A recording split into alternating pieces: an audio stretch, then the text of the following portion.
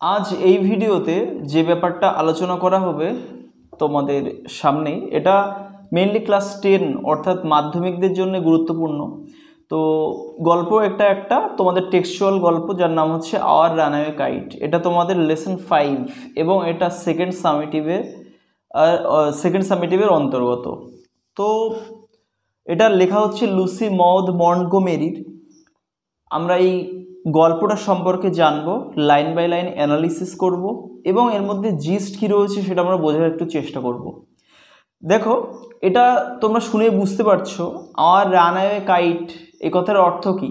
Hour runway kite এই কথাটির অর্থ হচ্ছে আমাদের উড়ে যাওয়া ঘুড়ি বা আমাদের ভোকাট্টা হয়ে যাওয়া ঘুড়ি। চলো আমরা এই গল্পের মধ্যে প্রবেশ করি, কথা না পারে আমরা শুরু করে দিই। ইউনিট 1। দেখো, of course there was nobody for us to play with on the Big Half Moon. অর্থাৎ আমাদেরকে মনে রাখতে হবে এখানে বিগ হাফ মুন হচ্ছে একটা দ্বীপ, অ্যান আইল্যান্ড। তাহলে অফকোর্স মানে একদম নিশ্চিত বলতে, there was nobody for us আমাদের জন্য কেউই ছিল না, টু প্লে উইথ মানে আমাদের সাথে খেলার জন্য, on the Big Half Moon এই বিগ হাফ মুনে। We just had to make the most of each other and we did. আমাদের কি করতে হতো, একে অপরের সব মানে যতটা সম্ভব ব্যবহার করা সম্ভব, যতটা বেশি ব্যবহার করা সম্ভব ততটা আমাদের একে অপরকে ইউজ করতে হতো। একে অপরকে মানে যা করার দুজনের মধ্যেই যতটুকু করা যায় আমরা ততটুকু করতাম। We just had to make the most of each other and we did. আমাদের কি করতে হতো, একে অপরের পূর্ণ সদ ব্যবহার। এই যে to make the most of each other মানে একে অপরের পূর্ণ সদ্ব্যবহার আমাদেরকে করতে হতো। অ্যান্ড উই ডিড এবং আমরা এমনটাই করতাম। We live on the Big Half Moon island.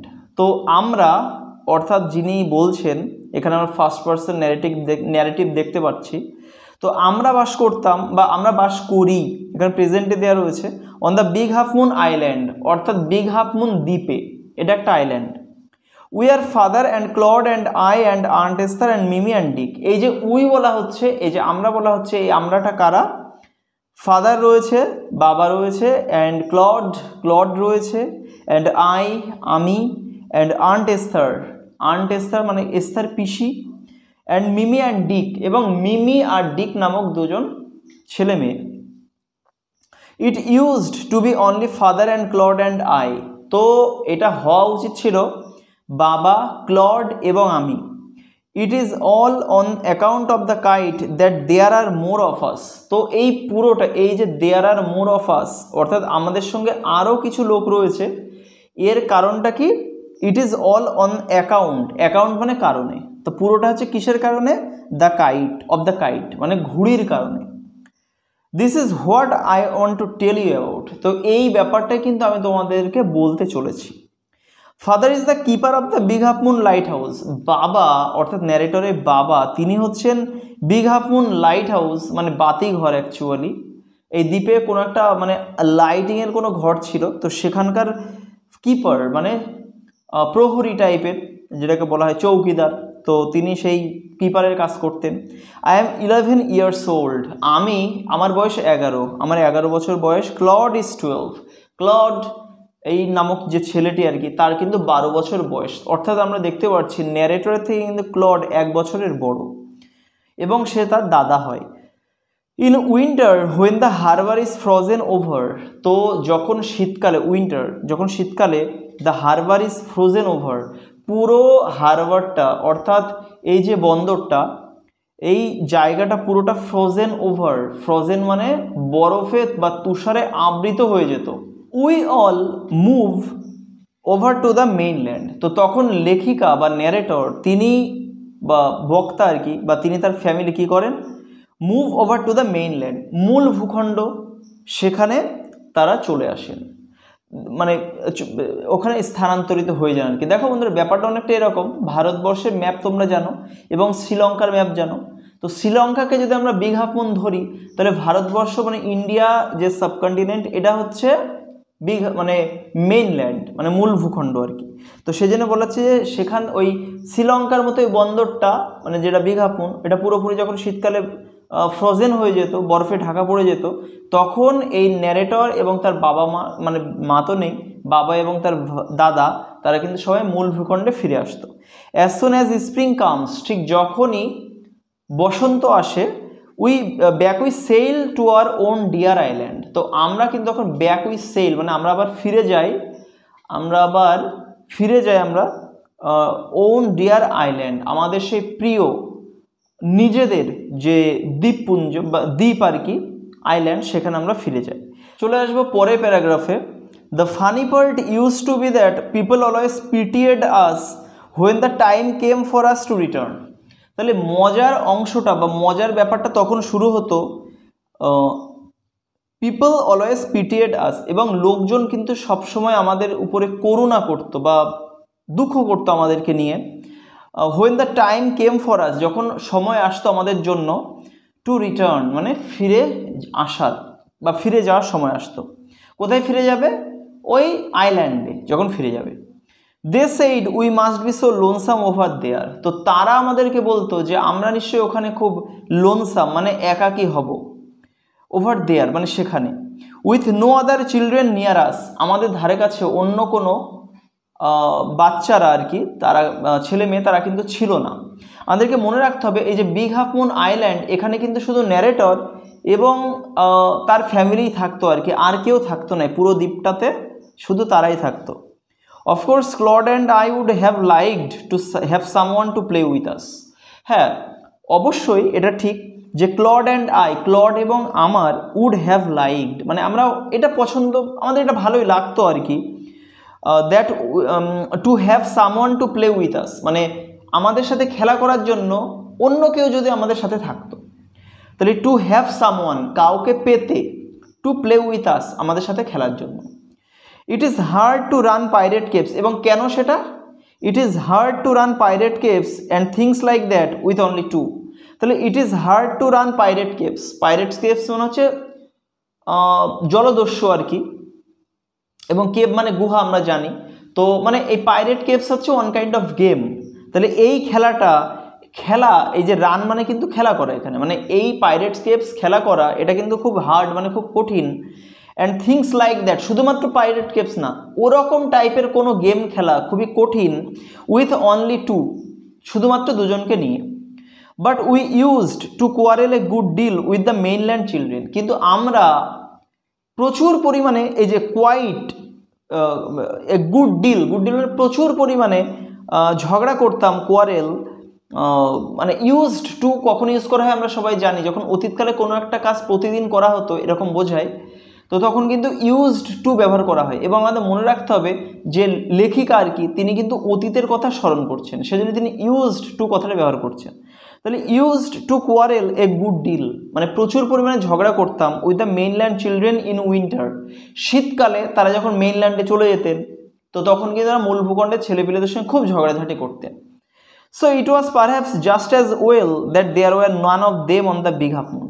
তো এবার লেখিকা বা কথক তিনি বলছেন যে so it was perhaps just as well মানে এটা সম্ভবত একদম সঠিক মানে একদম ঠিকঠাক ছিল আর কি, বেশ ভালোই ছিল ব্যাপারটা, that there were none of them on the Big Half Moon, যে ওই ছেলেপিলেদের মতো কেউই বিগ হাফ মুন মানে এই যে আইল্যান্ড, এই আইল্যান্ডে এই ন্যারেটর বা তার ভাইয়ের সঙ্গে কেউ কোনো ছেলে মেয়ে ছিল না, নাহলে সারা জীবনই তাদের কিন্তু ঝগড়া করেই কাটিয়ে দিতে হতো। সেই জন্য বলা হচ্ছে তাদের মধ্যে কেউ ছিল না, এটা কিন্তু দিস ওয়াজ বেটার, এটা কিন্তু মানে ভালোই ছিল ব্যাপারটা। ক্লড অ্যান্ড আই নেভার কোয়ারেলড, এবং লেখিকা বা ন্যারেটর বক্তা তিনি বলছেন যে ক্লড এবং আমি কখনোই কিন্তু ঝগড়াঝাটি করিনি পার্সোনালি। টু বি শিওর, সত্যি বলতে father didn't seem to have any relations except us, মানে ফাদার ডিডন্ট সিম মানে মনে হওয়া, বাবাকে দেখে মনেই হতো না, টু হ্যাভ মানে তার থাকতে পারে, এনি রিলেশনস এক্সেপ্ট আস আমরা ছাড়া তার অন্য কোনো আত্মীয় থাকতে পারে, বাবাকে এটা দেখে মনেই হতো না। আত্মীয় ছাড়া মানুষ সম্ভব না, কিন্তু বাবাকে দেখে মনে হতো না যে আমরা ছাড়া বাবার কোনো আত্মীয় আছে বলে। This used to puzzle Claude and me, এই ব্যাপারটা কিন্তু ইউজড টু আবার ইউজ করা হচ্ছে, তো আমাকে এবং ক্লডকে খুবই হতভম্ব করতো, হতবাক করতো, অবাক করতো। Everybody on the mainland had relations, মূল ভূখণ্ডের সবারই কিন্তু আত্মীয় ছিল, রিলেটিভস ছিল। হোয়াই হ্যাডন্ট উই, আমাদের কেন ছিল না? আমরা সবসময় এটা ভাবতাম। Was it because we lived on an island, এটা কি এই কারণে যে আমরা দ্বীপে থাকতাম তাই? হ্যাঁ, because we lived on an island, আমরা একটা দ্বীপে বাস করতাম তাই। We thought it would be so jolly to have an uncle and aunt, আমরা এটা ভাবতাম this would be very jolly, মানে এটা খুবই আনন্দ, জলি মানে হচ্ছে হ্যাপি, মানে খুবই আনন্দের ব্যাপার হবে to have an uncle and aunt, আমাদের যদি একটা কাকা এবং কাকিমা বা পিসি বা পিসো এরকম যদি থাকতো, অ্যান্ড সাম কাজিনস, এবং কিছু খুঁড়তুতো জেঠতুতো পিসতুতো যদি ভাই বোন থাকতো। Once we asked father about it, একদা আমরা বাবাকে এই ব্যাপারে জিজ্ঞেস করেছিলাম, এই রিলেটিভসদের ব্যাপারে যে কেন নেই আমাদের। বাট হি লুকড সো সরোফুল, কিন্তু তাকে এতটাই সরোফুল মানে দুঃখিত দেখতে লাগছিল, লুকড মানে দেখতে লাগছিল, that we wished we hadn't, যে আমাদের মনে হচ্ছিল যে আমরা না জিজ্ঞেস করলেই বোধ হয় দ্যাট মাইট বি বেটার, তো এটাই মানে ভালো হতো আর কি। হ্যাঁ, উই উইশড উই হ্যাডন্ট মানে আমাদের মনে হয়েছিল যে না জিজ্ঞেস করলেই ভালো হতো, এইটুকুর মানে কিন্তু এটা। He said it was all his fault, তো সে আমাদেরকে বলেছিল, তিনি আমাদেরকে বলেছিলেন যে এই যে আত্মীয় নেই এটা সমস্তটাই তারই দোষ, ফল্ট, তারই ত্রুটি ছিল। Clod and I didn't understand what he mint, তো ক্লড এবং আমি এটা তো বুঝতেই পারিনি যে তিনি কি বোঝাতে চেয়েছিলেন, মাথা মুন্ডু আমরা কিচ্ছু বুঝতে পারিনি। এবার আমরা চলে আসবো ইউনিট 2-তে। ইউনিট 2টা দেখো, it is always lovely on the Big Half moon in summer, তো বলা হচ্ছে কি ইন সামার, গ্রীষ্মকালে it is always lovely on the Big Half moon, মানে এই যে বিগ হাফ মুন দ্বীপটা এটা কিন্তু লাভলি মানে খুবই সবসময় সুন্দর হয়ে থাকতো, সৌন্দর্য সবসময় বিকশিত হয়ে থাকতো বিগ হাফ মুনে। When it is fine, when it is fine মানে হচ্ছে weather, when the weather is fine মানে আবহাওয়া যখন সুন্দর থাকতো, ভালো থাকতো, the harbour is blue and calm, তখন বন্দরটা দেখতে নীল রঙের এবং শান্ত দেখতে লাগতো। With little wind and ripples, wind মানে আমরা জানি অল্প বিস্তর বাতাস তখন কিন্তু থাকতো যখন ওয়েদার ভালো থাকতো। অ্যান্ড রিপেলস, রিপেলস মানে ছোট ছোট ঢেউ, তাহলে ছোট ছোট ঢেউ এবং মৃদুমন্দ বাতাসে কিন্তু হারবারটা খুব সুন্দর হয়ে যেত। এভরি সামার, প্রত্যেক গ্রীষ্মকালে উই হ্যাড সাম হবি, আমাদের কিছু কিছু শখ জাগতো, হবি মানে শখ। The last summer before Dick and Mimi came, তো এইটা হচ্ছে ব্যাপার, এই যে ডিক এবং মিমি আসার আগে গত গ্রীষ্মকালে we were crazy about kites, আমরা ঘুড়ির ব্যাপারে কিন্তু পাগল বা উন্মাদের মতো হয়ে গিয়েছিলাম। A boy on the mainland showed Claude how to make them, তাহলে a boy on the mainland, মূল ভূখণ্ডে একজন ছেলে শোড ক্লড মানে ক্লডকে দেখিয়েছিল, how to make them, how to make মানে কিভাবে বানাতে হয় বা তৈরি করতে হয়, দেম মানে তাদেরকে মানে কি ঘুড়িগুলোকে, kites, the kites. Back on the island মানে এই যে দ্বীপে ফিরে, আইল্যান্ডে ফিরে we made plenty of kites, plenty মানে কিন্তু প্রচুর বা প্রাচুর্য, তাহলে অনেক অনেক ঘুড়ি আমরা বানিয়েছিলাম। Claude would go around to the other side of the island, তো এই যে দ্বীপের এক সাইডে ক্লড চলে যেত।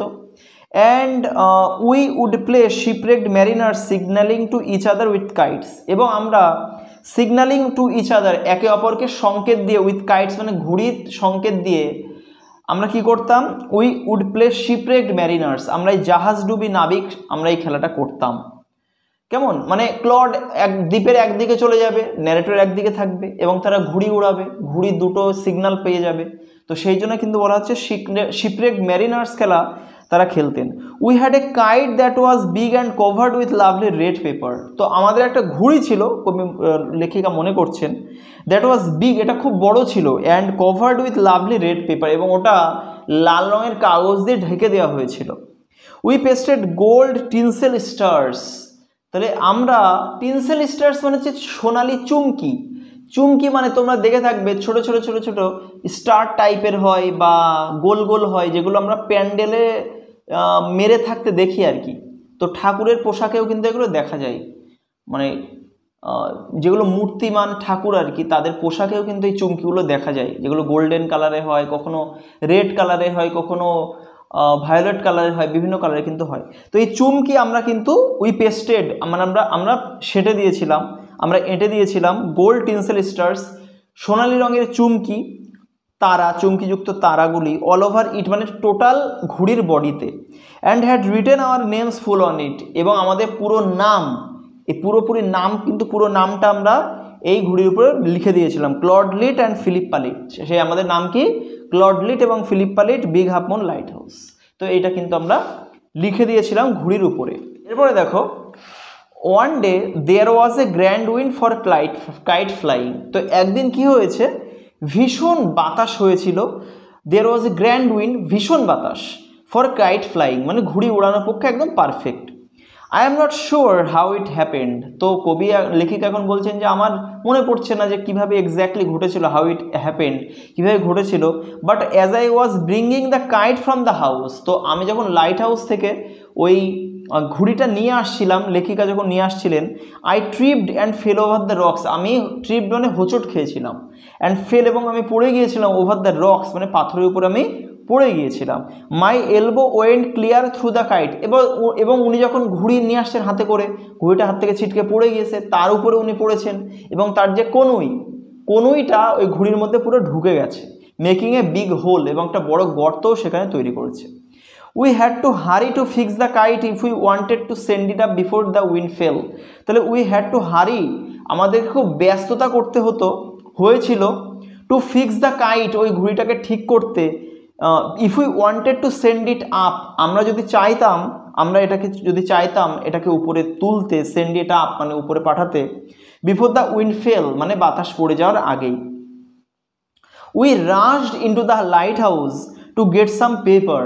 তো আমরা কিন্তু রাশড মানে ছুটে যাওয়া, আমরা লাইট হাউস বাতি করে ছুটে গিয়েছিলাম, টু গেট সাম পেপার কিছু পেপার পেতে, কিছু কাগজ পেতে আমরা ছুটে গিয়েছিলাম, কারণ তাপ্পি মারতে হবে ঘুড়িতে, না হলে তাহলে তো উঠবে না। তাহলে we knew there was no more red paper, তো আমরা জানতাম যে আর কোনো লাল কাগজ নেই, কারণ যেগুলো ছিল সব ব্যবহার করা হয়ে গেছে ঘুড়িতে already. We took the first thing that came handy, handy মানে হাতের নাগালে। তাহলে আমরা নিয়েছিলাম দ্য ফার্স্ট থিং, প্রথম জিনিসটা, দ্যাট কেম হ্যান্ডি যেটা কিনা এসেছিল হাতের নাগালে। কি সেটা? An old letter lying on the book case, একটা পুরনো চিঠি যেটা কিনা বুক কেস মানে বইয়ের তাকের উপরে, লাইং মানে পড়েছিল, শুয়েছিল, ইন দ্য সিটিং রুম মানে বসার ঘরে বইয়ের তাকে কিন্তু এটা ছিল। We patched the kite up with the letter, আমরা চিঠি দিয়ে প্যাচড দ্য কাইট মানে ঘুড়িটিকে তাপ্পি মেরে দিয়েছিলাম বা সেঁটে দিয়েছিলাম। আর শিট অন ইচ সাইড, ওই যে চিঠিটা মাঝখান দিয়ে ভাগ করা হয়েছে, তো একটা শিট ওই ঘুড়ির দুই পাশে সেটে দেওয়া হয়েছে এইভাবে, হ্যাঁ, মানে যেখানে গর্ত তৈরি হয়েছে। তো and dried it by the fire, এবং আমরা আগুনে কিন্তু এটাকে একটু সেকে নিয়েছিলাম। এখন প্রশ্ন হচ্ছে আগুনে কেন সেকে নেওয়ার প্রয়োজন? দেখো বন্ধুরা, ওখানে রোদ্দুরে ঘুড়িটাকে শুকাতে অনেক টাইম লেগে যাবে, এবং তারা চেয়েছিল যে বাতাস পড়ে যাওয়ার আগে ঘুড়িটাকে আকাশে পাঠাতে, সেই জন্য কিন্তু তারা আগুনে একটু সঙ্গে সঙ্গে তৎক্ষণাৎ ব্যাপারটা হওয়ার জন্য, শুকিয়ে যাওয়ার জন্য তারা আগুনে একটু সেকে নিয়েছিল। তো উই স্টার্টেড আউট, আমরা ঘুড়ি ওড়ানো শুরু করেছিলাম। And up went the kite like a bird, এবং পাখির মতো ঘুড়িটা কিন্তু উপরে উঠতে লাগলো। দ্য উইন্ড ওয়াজ গ্লোরিয়াস, এবং বাতাস ছিল গ্লোরিয়াস, খুবই বেগবান, ভীষণ তীব্র বেগে বাতাসটা হচ্ছিল। অ্যান্ড ইট সোর্ড, এবং ঘুড়িটা সোর্ড মানে উঠতে লাগলো, বা ঘুড়িটা উপরের দিকে উঠে গেল। অল অ্যাট ওয়ান্স মানে তৎক্ষণাৎ, স্ন্যাপ মানে পটাং, কেমন পটাং। অ্যান্ড দেয়ার ওয়াজ ক্লড, এবং ক্লড ছিল standing with a bit of cord in his hand, তার হাতে স্ট্যান্ডিং মানে দাঁড়িয়েছিল, with a bit of cord মানে ওই যে দড়ি, সুতো, তার একটু অংশ নিয়ে, ইন হিজ হ্যান্ড তার হাতে, কারণ ঘুড়িটা কেটে চলে গেছে এবং সুতো দড়ি একটু পড়ে রয়েছে। লুকিং ফুলিশ, এবং তাকে দেখতে বোকা বোকা লাগছিল। Our kite had sailed away over to the mainland, আমাদের ঘুড়ি উড়ে মূল ভূখণ্ডের দিকে চলে গেছে। তো এরপরে আমরা চলে আসবো ইউনিট 3-তে। এরপর ইউনিট 3 দেখো, a month letter came for father. তো 1 মাস পরে বাবার উদ্দেশ্যে একটা চিঠি এসেছিল, বাবার জন্য একটা চিঠি পাওয়া গিয়েছিল 1 মাস পরে। আফটার হি ফিনিশড রিডিং ইট, তিনি এইটা পড়ে, চিঠিটা পড়ে ফিনিশড মানে শেষ করার পরে, ফিনিশড রিডিং ইট পড়ে শেষ করার পরে, his eyes looked as if he had been crying, তার চোখ দুটো দেখতে লাগছিল তিনি যেন ক্রাইং মানে কাঁদছিলেন। Do you want to know what became of your kite, তোমরা কি জানতে চাও? ফিলিপ্পার বাবা ক্লড এবং ফিলিপ্পাকে জিজ্ঞেস করছেন। যে তোমরা কি জানতে চাও what became of your kite, তোমাদের ঘুড়ির কি হয়েছে? হি সেই, তিনি বললেন। দেন হি স্যাট ডাউন বিসাইড আস, তারপর তিনি আমাদের পাশে বসে পড়লেন। And told us the whole story, এবং পুরো গল্পটা, তার মনের মধ্যে যে চাপা বেদনা গল্প ছিল সেটা আমাদেরকে শেয়ার করলেন, বললেন। Father had a brother and a sister, বাবার না একটা ভাই এবং একটা বোন ছিল। He had কোয়ারেলড with his brother and left home, তো তিনি তার ভাইয়ের সঙ্গে ঝগড়া করলেন এবং বাড়ি ছেড়ে চলে আসলেন। ইয়ার্স আফটারওয়ার্ড, কয়েক বছর পর, হি ফেল্ট সরি, তিনি না নিজে মানে ভুল অনুভব করলেন বা দুঃখিত অনুভব করলেন। And when he went back, এবং তারপরে তিনি আবার ফিরে গেলেন ওই জায়গাটাতে তার বোনকে এবং ভাইকে পেতে। He found his brother had died, তিনি দেখলেন যে তার ভাইটা মারা গিয়েছে। And he couldn't find his sister, এবং তিনি তার বোনকে তাকে কিন্তু খুঁজে পেলেন না। The letter father had just received was from his sister aunt Esther, তো বাবা এইমাত্র যে চিঠিটা পেয়েছেন, যেটা পাওয়ার পরে তার চোখ দুটো ছলছল, মনটা খারাপ হয়ে গিয়েছে। হ্যাঁ, বর্তমান সময়ে আর কি যে চিঠিটা পেয়েছেন বাবা, তো এটা ছিল তার বোনের তরফ থেকে, যার নাম হচ্ছে আন্ট এস্থার, মানে এস্থার পিসি, mother of Dick and Mimi, তিনি কিন্তু ডিক এবং মিমির মা। শি ওয়াজ এ উইডো, তিনি ছিলেন একজন বিধবা, মানে তার হাজব্যান্ড ছিল না।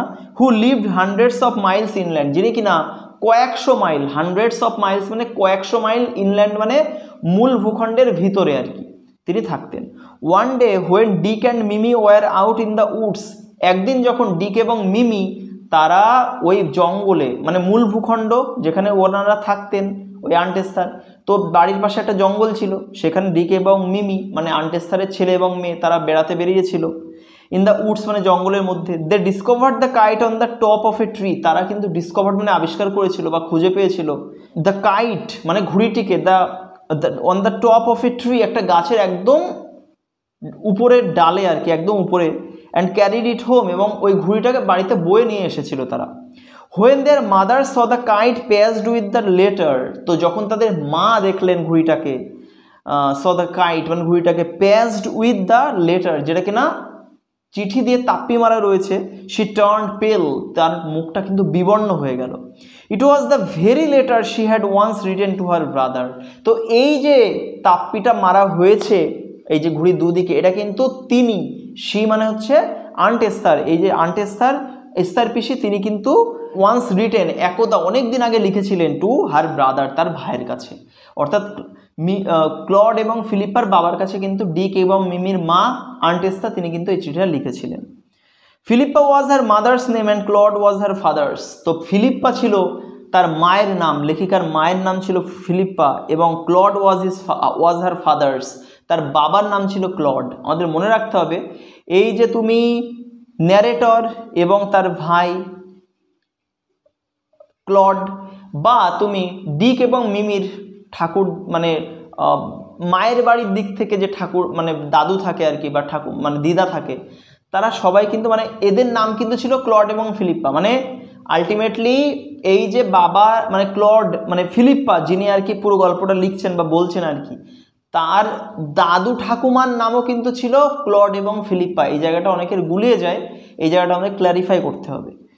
মানে ক্লড এবং ফিলিপ্পার দাদু ঠাকুমার নামও ছিল ক্লড এবং ফিলিপ্পা, এটা আমাদের মনে রাখতে হবে।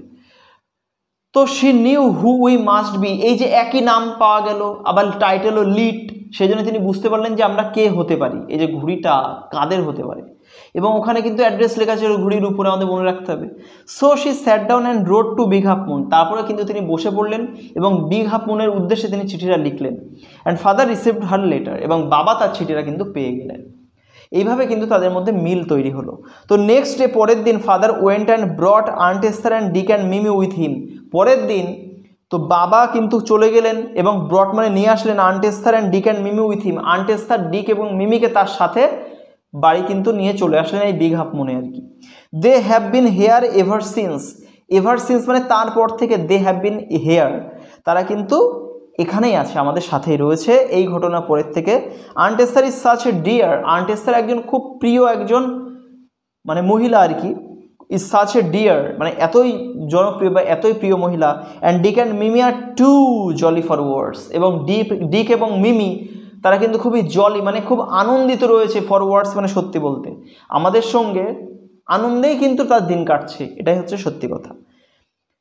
তো but the best of it all is that we have relations now. সব থেকে যে বড় ব্যাপার, সবথেকে ভালো যে ব্যাপারটা হলো সেটা হচ্ছে উই হ্যাভ রিলেশনস নাও। আমাদের কিন্তু এখন রিলেটিভস, আমাদের কিন্তু এখন আত্মীয় স্বজন পরিজন কিন্তু তৈরি হয়েছে, আমরা আর তিনজন একা একা নই। এখানে আমরা দেখতে পাচ্ছি এই গল্পটা থেকে আমরা কি শিখতে পারি, যে আমাদের জীবনে আত্মীয় স্বজনে কিন্তু প্রয়োজনীয়তা রয়েছে। আমরা জানি বর্তমানে আমরা কি করি, আত্মীয় স্বজন আমাদের বাড়িতে আসলে আমরা অস্বস্তি অনুভব করি এবং তারা কতক্ষণে চলে যাবেন এই প্রহর আমরা গুনতে থাকি। কিন্তু বস্তুতপক্ষে এই আত্মীয় কিন্তু আমাদের একটা খুব প্রয়োজনীয় একটা বিষয় আমাদের সমস্ত জীবনে, আমাদের সুখ দুঃখ শেয়ার করার জন্য, ভালো মন্দ শেয়ার করার জন্য আত্মীয় কিন্তু আমাদের জীবনে প্রয়োজন। সেই জন্যে এই ফিলিপ্পা তার কিন্তু আত্মীয়দের খুব ভালো লাগতো এবং মেয়েরা কিন্তু বিশেষ করে এই ব্যাপারটা একটু বেশি প্রেফার করে আর কি। সেই জন্য কি but the best of it all is that we have relations now. সবথেকে যে বড় ব্যাপারটা, সবথেকে যে ভালো ব্যাপারটা হলো সেটা হচ্ছে উই হ্যাভ রিলেশনস নাও, আমাদের এখন আত্মীয় রয়েছে। আশা করছি তোমরা ভিডিও থেকে যথেষ্ট উপকৃত হবে। প্লিজ একটুও যদি কাজে লেগে থাকে ভিডিওটা অবশ্যই লাইক এবং কমেন্ট করে জানিও। তোমাদের একটি লাইকের অনেক মূল্য, আমাদের অনেকটাই বুস্ট আমাদের কিন্তু করে। তো ঠিক আছে, দেখা হবে নেক্সট ভিডিওতে, ততক্ষণে টাটা।